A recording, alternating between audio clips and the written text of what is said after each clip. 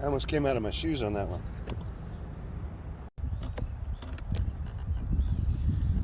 Okay, let's use a nice and easy 9 here. See if we can get it on the green.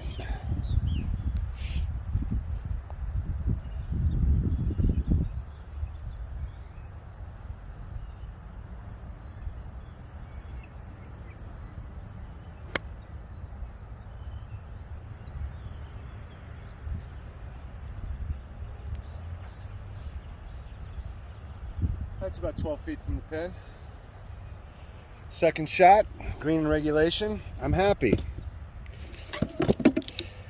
You know, for me too, when I'm on the fairway, especially, some guys like to emulate,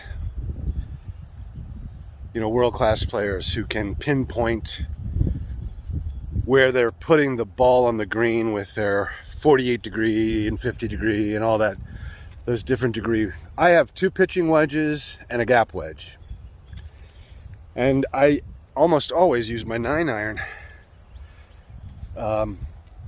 I use the old Gary Player trick too when, if I'm around the green, instead of trying to place the ball with a pitching wedge, you know, right up to the pin, I'll take a 6, choke up on it, hit it real nice and easy, and use it almost like a putter from, if I'm outside the green, you know, 2 or 3, 4 feet, sometimes even 6 to 12 feet.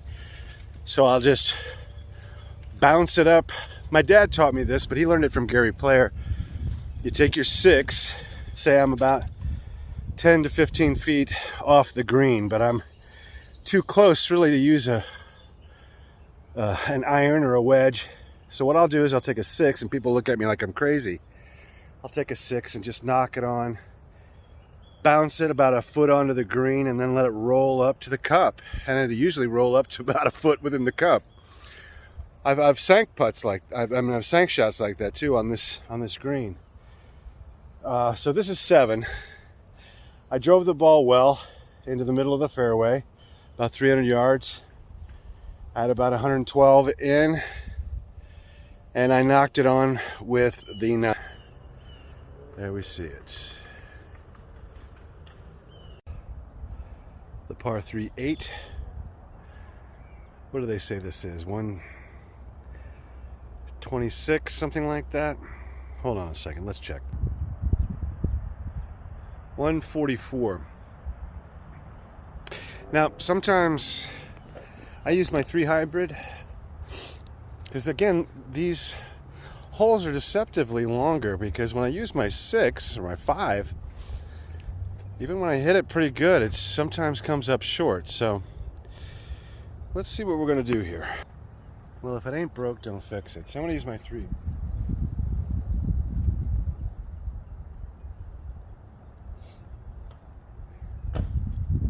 Tempo and aim. I guess I tend to aim more left by habit, because my natural swing causes me to have a slice or go off to the right. So sometimes, even though I'm improving my swing and I'm aiming off to the left, sometimes it'll go straight left. Got a lot of houses over here off to the left, so I've put some balls in some yards many times on this hole.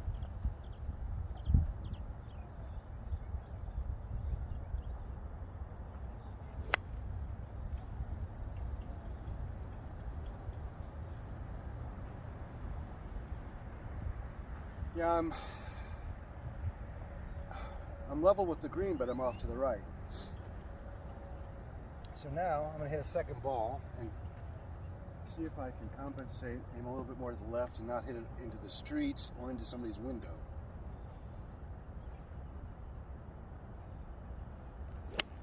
See, there I went, way left now.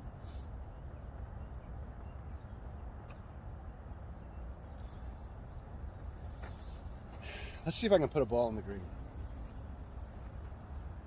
I've got it teed up pretty high. There we go. Let's see if we can cut the difference. Just go up and swing it, hit it in there. There we go. Boom. Too much, went over. I hit the green, but flew it. So 3 pretty bad shots there.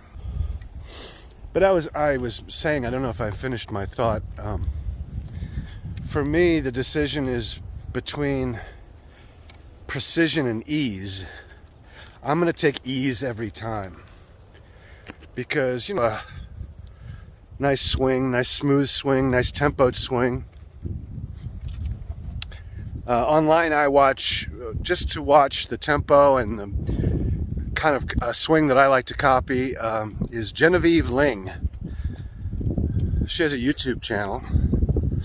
She's a pro golfer. I think she's Thai. I'm not sure. I've seen her on Golf Buddies.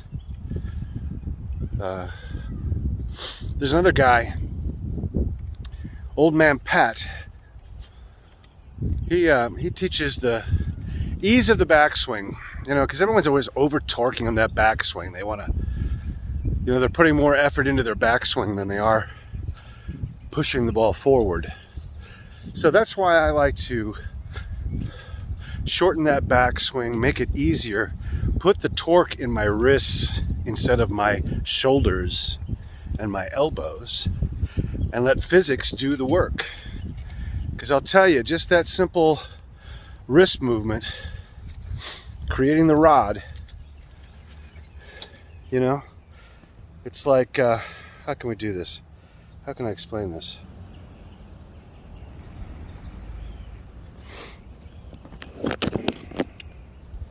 So let me just take a club here.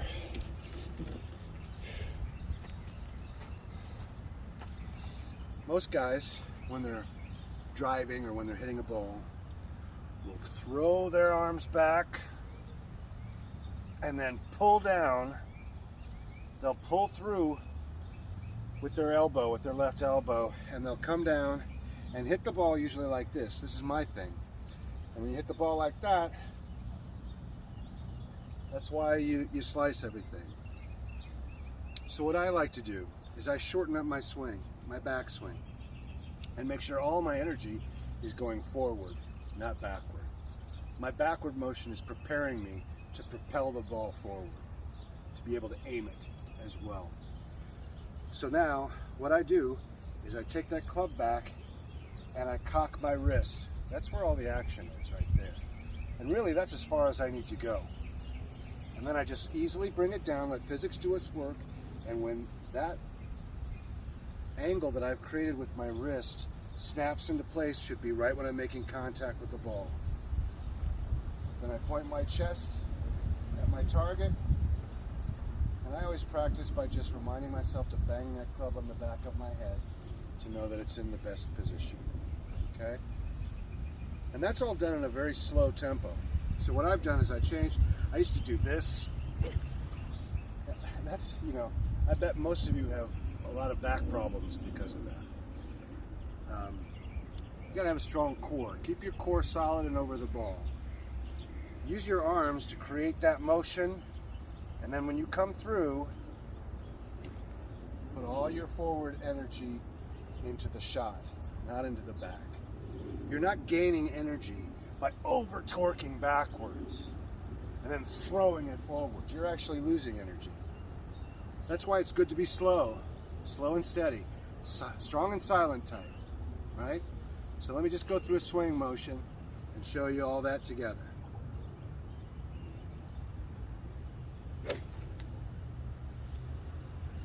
And I'll tell you, you get a lot more power with a slow, low backswing and really coming through on that follow through and putting all that energy in, getting the ball downfield, than you will any energy you lose by over torquing and then dragging your arm back and then slicing the ball and cursing yourself. That's today's lesson. Okay, this is one of my favorite holes here at Hancock. This is number 4. It's a par 4, but it's a short par 4. I have driven it a couple of times with a tailwind, but it's deceptively more distant than they tell you. It's actually close to 300. It's more 289 to 300 depending on the pin position, because of the big dip in the middle of the fairway. It's like you're hitting across a huge valley. Here, I'll show you. So you can see the blue tees are back here. They say it's 264, but it's, like I said, more like 289 to 300. The pin is way back here, and then right here there's a big dip. So you've got a lot of yardage down this hill, back up to the fairway. So it's a lot more than 264. Let's see how we do. Now, when I was a kid, my dad always used to tell me, don't try to kill the ball, just swing nice and easy. And that was one of the reasons why I didn't enjoy golfing with my dad, because he was always trying to tell me how to hit the ball, and it was usually in a way that I didn't enjoy. But now that I'm golfing as an adult, I wish I had my dad around, because he gave me such great advice. He taught me how to hold the golf club, swing the golf club. And what I've found is shortening up my backswing. I think a lot of guys overturn on their backswing, trying to hit the ball like Tiger or Daly. I find if I shorten my backswing and really let loose on the forward part of my swing, the ball usually goes exactly where I want it to go and as far as I want it to go without hitting it hard. Now let's see if I can do that.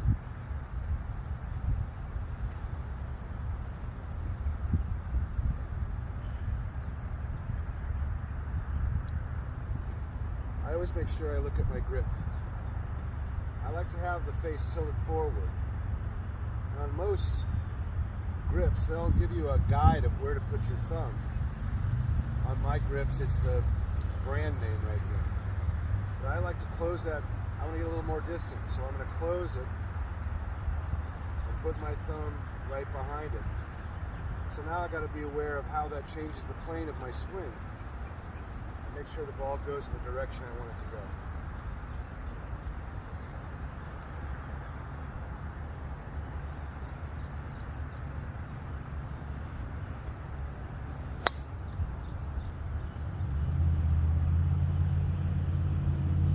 Whoop!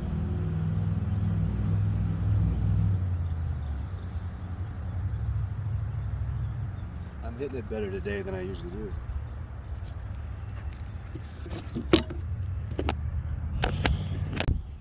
Okay, too, like I was saying, that pre-shot routine should only be about 10 seconds maximum.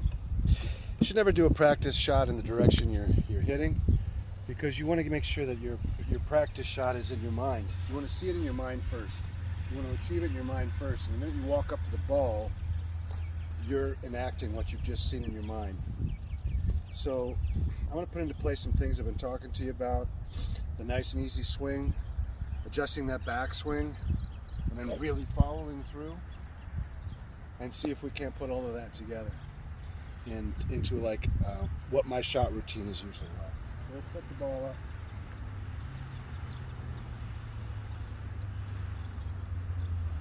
I set up to the left in the tee box because I tend to hit the ball to the right.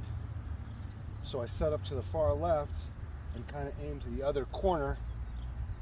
And as I hit what I think is a straight shot, then as it goes right, it'll end up center right in the fairway, hopefully.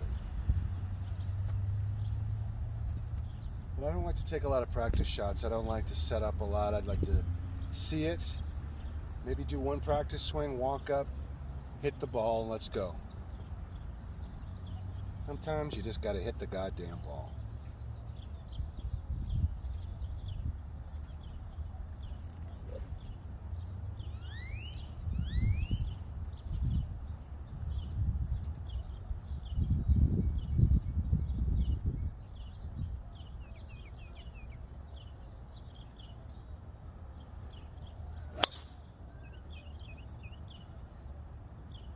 Way right.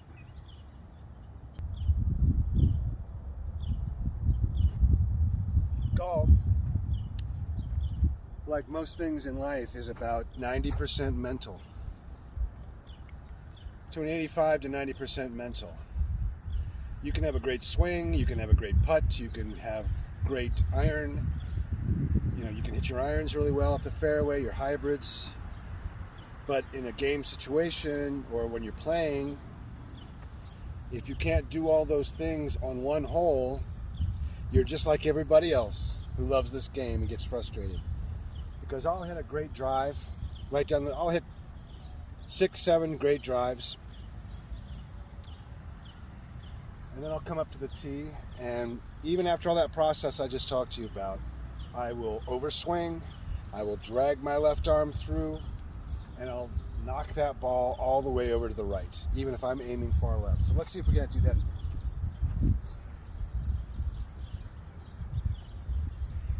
Nice and easy all the way through. Not just in the backswing, but all the way through. Don't have to kill it.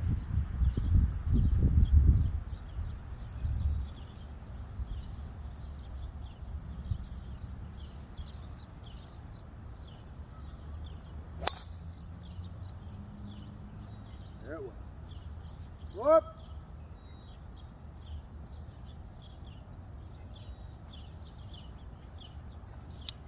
So, much better the second time.